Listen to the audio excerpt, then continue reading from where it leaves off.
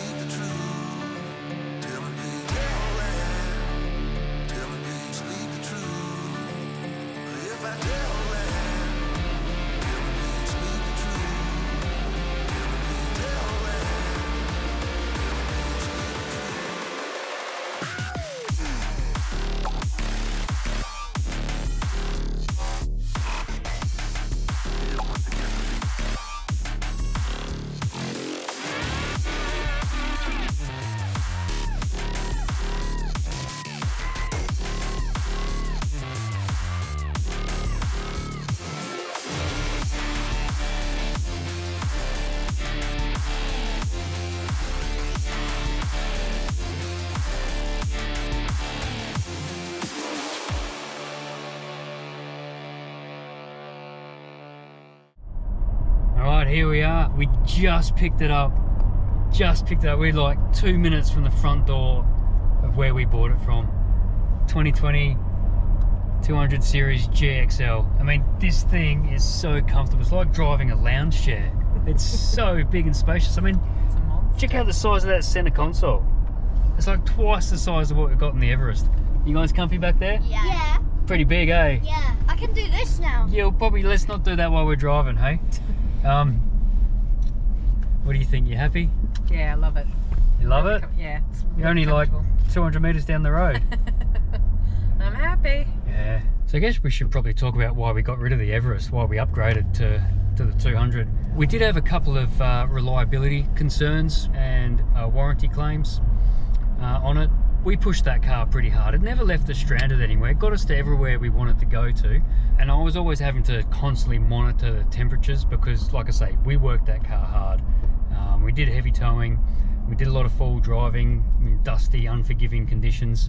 And I'd always have to monitor the temperatures and drive accordingly. So there was those sort of issues. And the 200s, they're renowned for being super reliable. They're tried and tested. And I think it's going to be a really good quality, long-term, capable tourer. Look at the smile on her face. I love it. God, far out. Yeah. So the other thing with the Everest is the payload. We were at, if not slightly over, the payload on that car, and that's not good. I want to remain compliant the whole time, because if you have an accident and you're found to be over your weight limits, you've got no insurance. You lose everything, and heaven forbid someone dies in an accident like that, you're going straight to the slammer, right? So it's not an option. You've got to be compliant as far as I'm concerned. And that's the good thing with the 200s. There's loads of GVM upgrade options available. Now the Everest, the Lovels have just released a GVM upgrade of 400 kilos, I think it is, but that's only 2018 onwards. Ours was a 2017, of course. Of course it was. December 2017 too. No, I think it was November. Just missed out, yeah. So I rung the guys at Lovels and I said, are you releasing anything for pre-17? And they said that they were, but it's not approved in WA. Of course it's not. But, you know, throwing an extra 400 kilos on a car that's already, you know, struggling with its temperatures and things like that when you're heavy towing, is probably not a good idea. So yeah, that's why we went for the 200. And why we bought this particular one, it's actually already got a GVM upgrade. So that's what attracted us to this one in particular to begin with. And it's also already been pretty much set up to be a tourer. Got a bunch of accessories. Everything that we wanted to fit It's pretty much already been done. There's a couple of extra little bits and pieces we want to do, but the main things have already been done. The previous owner, it's only done 60,000 Ks by the way, and it hasn't done any hard work. They set it up for a trip that they were planning. They had it from new. It's only one owner, well now two owner, and they never ended up doing that trip. So we picked it up, and it's already been set up, ready to go for touring. It's already good to go. The hardest work that this car's done, it's a little bit dusty on the underside, is they had a property down in Waroona with a gravel driveway, and that's it. It's never been on sand, it's never been on hard tracks, it hasn't done any heavy towing. Well, sorry, I lie. They've got a 3-ton boat, which they've taken to the local boat ramp maybe half a dozen times. So that's it. So I'll just quickly run through what has already been added to this vehicle, which is why I think it's an awesome setup already. So at the front we got the ARB Summit bull bar. It's been color coded to the Land Cruiser. In my opinion, not my opinion, I reckon that's one of the best looking bars that you can get on the market. They're tough, they're strong, they look good. I think they do anyway. Some people disagree, but I think they look great. While we're up the front there still, we've got the ARB Intensity driving lights. One will be a spotlight and the other one will be a flood to illuminate out to the sides. And just in between those lights you can see the controller for the Warn winch. So, you know, they're really top quality winches though, so stoked that it came with that. And just below that we've got 2 rated recovery points. It's also got Maxxis Razor all-terrains. Now these are 285, 70, 17, so they're a slightly bigger tyre. They're just a smidge under 33 inches. Unfortunately the spares just still got the highway tyre, so I'll probably pull that off and fit a matching all-terrain. And I'll do like a 5-wheel rotation every 10,000 Ks. And up the top there's an ARB base rack. Now I'm not too sure what the load ratings on these racks are, but I'm pretty sure that they're better than the Rhino racks. And under the bonnet we've got a secondary fuel filter, and considering the kind of travelling that we do, we fill up from some pretty questionable service stations, so the fact that we got that secondary filter, it's fantastic. It's sort of a must-have if you're travelling the outback. It's also already got a second battery. What happened there? Grandma walked in front with a bird strapped to her Grandma? chest. Oh, silly old Grandma. She's taking her little cockatiel for a walk. Anyway, back to the dual battery setup. Red arc DC charger with solar input. It's got an isolator with an override switch on the dash. So if the starter battery goes flat, we can use the second battery to start the car, which is like that's a really good idea. Hey, that's fantastic. So hopefully you never get stuck anywhere. Yeah, and just on the inside now, like being the GXL, you know, it's not the top spec, so we don't have leather seats or anything. They've got, from brand new, before bum had even touched the seat, they got seat covers on everything. Like these are the sheepskin seat covers, and I got to be honest, they wouldn't be my first choice, but they are super comfy. Hey, They're very comfortable, They're actually. real comfy. And all the other seats have waterproof denim seat covers, so the cloth trim underneath, it'd be spotless. These things have been in since day one. That's a seat cover. Sun far out. Oh.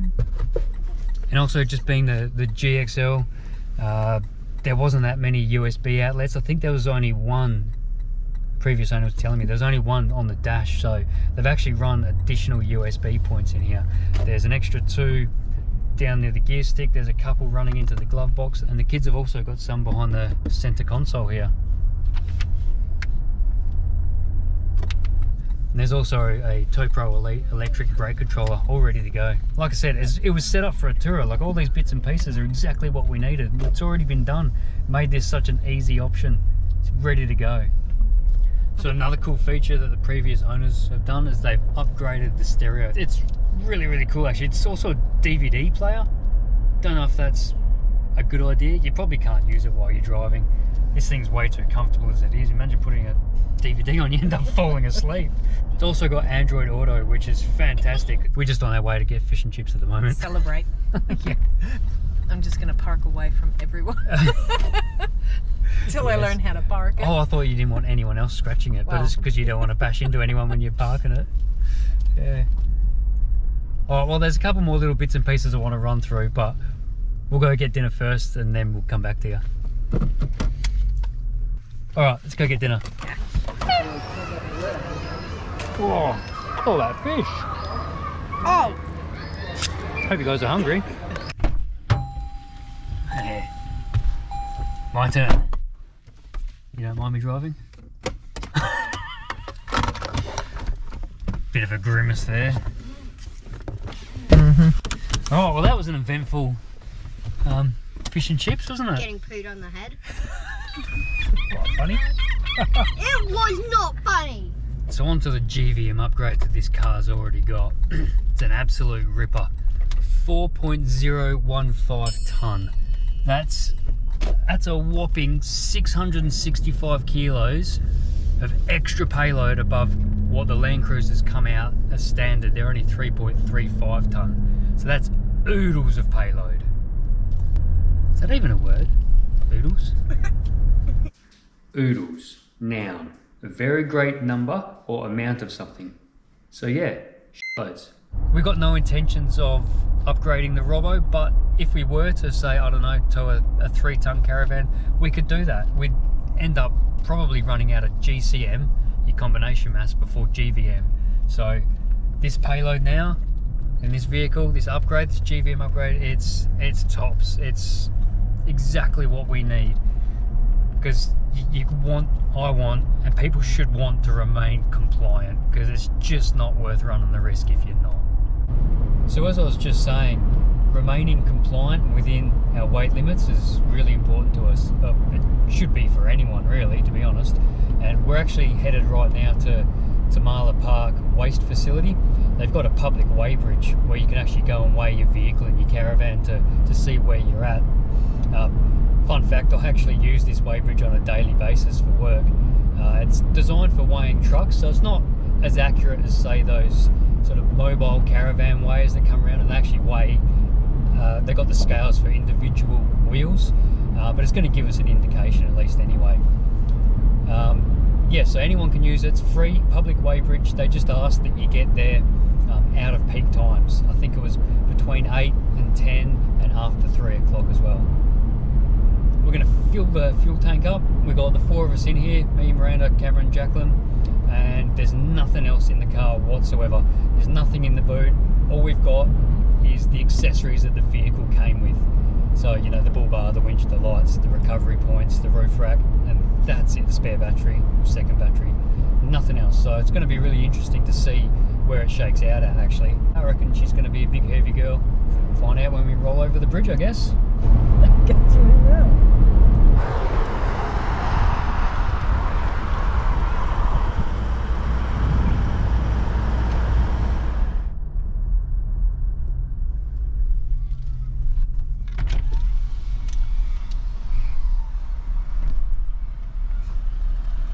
Hey mate, how you going? Good, just general rubbish today. No, just weighing the vehicle, if that's sure. alright. If I can roll the front axles off as well and get a measure of just the rear axle as well. Yeah, so I can't actually weigh that manually, but you can have a look at the screen as you do it. No worries, thank you. Give me 1 second. We need to rename the car Miss Piggy, a 3.22. Far out. Yeah, so the car weighs 3.22, it's up the top there. Yep, good on you. You want to weigh the rear. Yeah. So just see that last metal kind of strip? Yep. That's where the weighbridge stops. Oh, no worries. You can see the screen up there, 3.21. Good on you, thank you. Thanks. Right, just going to weigh the rear axle all by itself.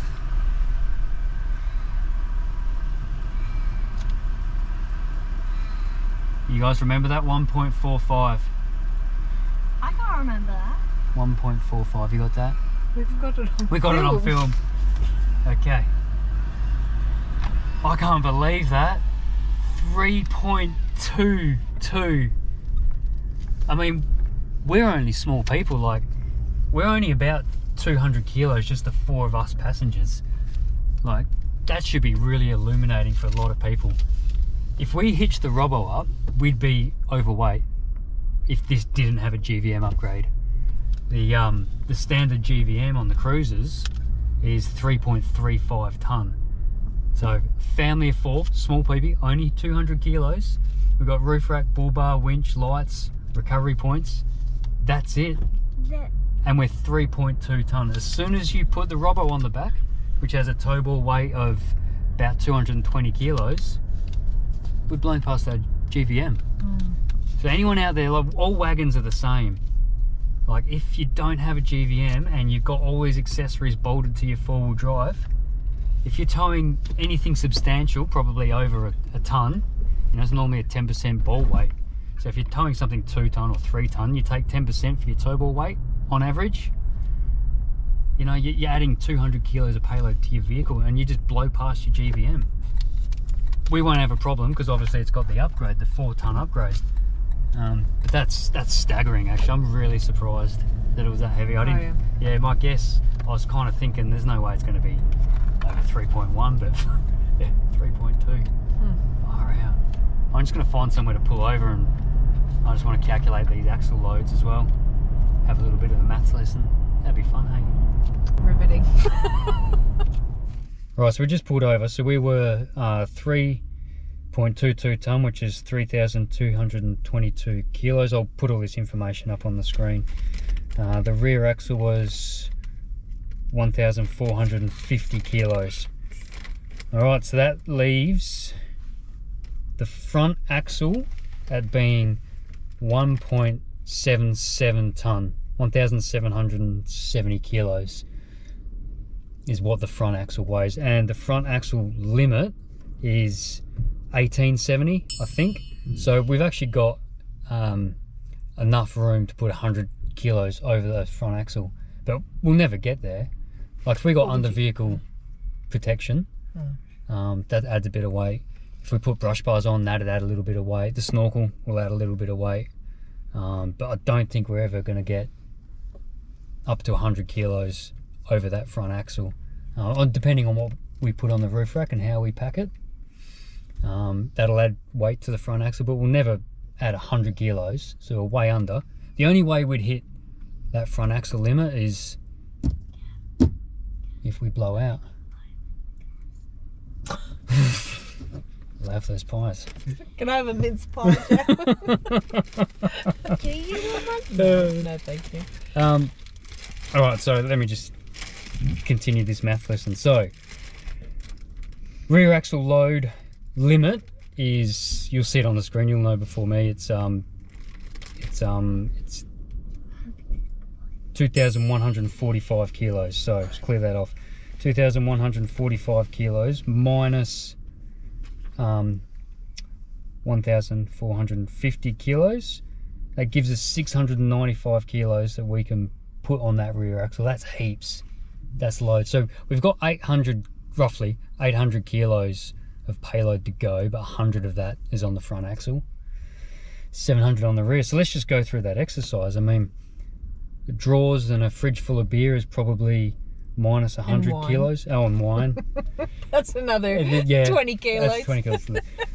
Let's say we load the trailer up to its absolute maximum 2.5 tonne. That'll be a 10% ball weight of 250 kilos. So let's minus off another 250 kilos. Let's minus off recovery gear, tools, spare parts, 60 kilos.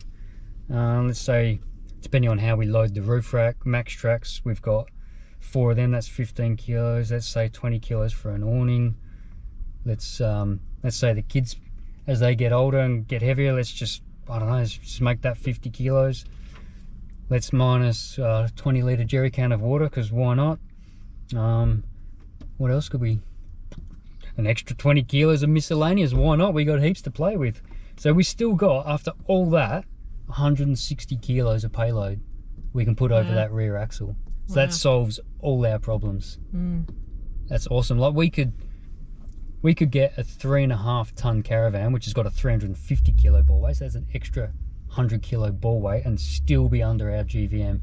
We'd probably blow straight past our GCM, but we got no intentions of getting a 3.5 tonne trailer. I don't really want to tow a 3.5 tonne trailer, to be honest. I don't think that's safe. 3 tonne max, and with a 3 tonne trailer we'll be under GCM. We'll have to do the calculations. I'm pretty sure we'll be under GCM, and way under GVM as well. So we've basically future-proofed our touring with this car. So Cool. winner. Sounds good. All right. Dinner. Yeah. It's a good choice. Yeah.